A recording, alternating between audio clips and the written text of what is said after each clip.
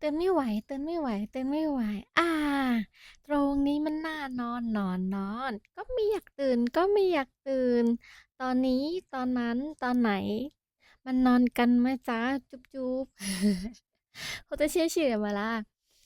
มาแล้วยูไม่ไหวยูไม่ไหวยูไม่ไหวบ้านนี้มันน่ากลัวกลัวအဲ့ဒီချိန်မှာတာပြန်ထားပြရရှိတယ်เนาะအပိုက်လေးပါเนาะအခုကဘာပြောမှလဲဆိုတော့အဲ့လိုမျိုးကြက်လို့လွယ်အောင်ပေါ့เนาะနောက်ထပ်ဟိုဟာလေးထည့်ထားပေးတယ်ตื่นไม่ไหวตื่นไม่ไหวဆိုတာမထနိုင်ဘူးဟာဆိုတာမျိုးပြောတတ်တယ်ပေါ့နော်ဒီတိုင်းပဲထိုင်းစကားလေးဟောလိုမျိုးပြီးတော့ตรงนี้มันน่านอนนอนဒီနေရာကအိတ်ချင်စရာကောင်းတယ်ตรงนี้มันน่านอนนอน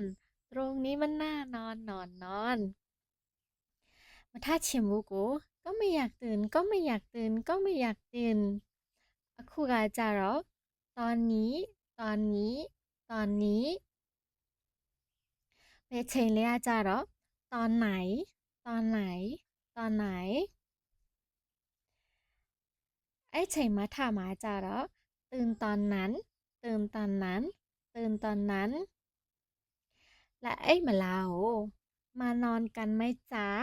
มานอนกันไหมจ๊ะและไอ้มะลาโก